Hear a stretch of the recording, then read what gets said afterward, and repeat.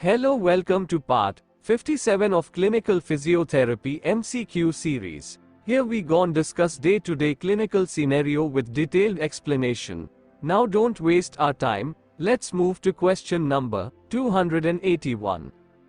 After spinal joint mobilization procedures, a patient calls the physical therapist and reports a minor dull ache in the treated area of the back that lasted for 2 to 3 hours.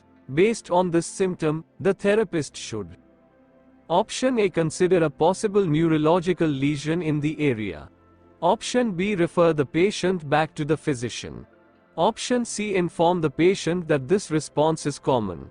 Option D. Add strengthening exercises to the home program. And the answer is Option C. Inform the patient that this response is common.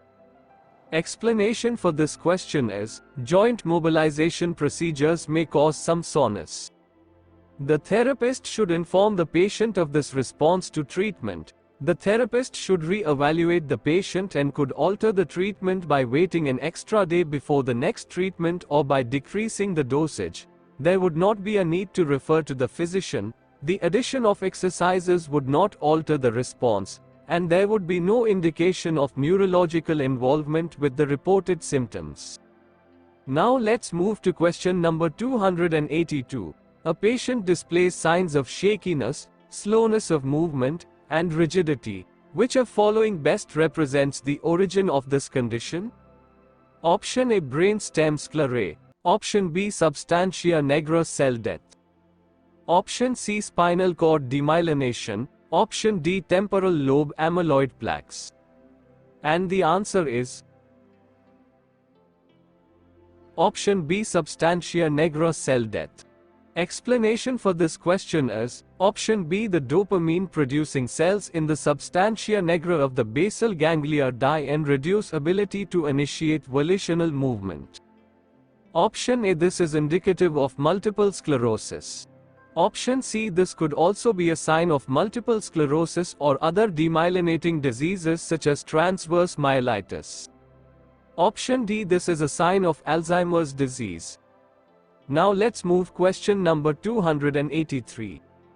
You are instructing a physical therapy student in proper positioning to prevent the typical contractures in the patient with a transtibial amputation. You stress: Option A. Maximize out of bed time with sitting in a chair. Option B. Position in prone lying and sitting with full knee extension. Option C. Position in prone lying with slight knee flexion. Option D. Position in supine with a small pillow under the knee. And the answer is Option B. Position in prone lying and sitting with full knee extension. Explanation for this question is, the typical contractures with a transtibial amputation are knee flexion and hip flexion, typically from too much sitting. When in bed, hip and knee extension should be emphasized. Example, prone lying. When sitting in the wheelchair, knee extension should be emphasized. Example, using a posterior splint or knee board. Now let's move to question number 284. A patient reports pain in the lateral aspect of the proximal forearm.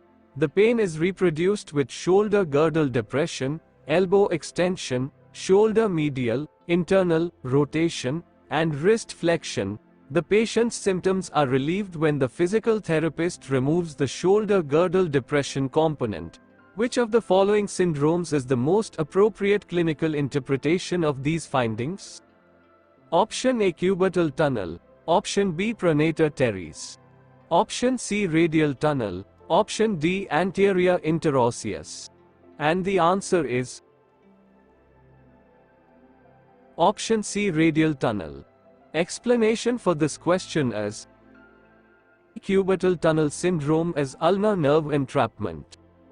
The test as described is for the radial nerve. Tingling and paresthesias in the medial forearm and hand are typical findings with cubital tunnel syndrome. Pronator teres syndrome is compression of the median nerve.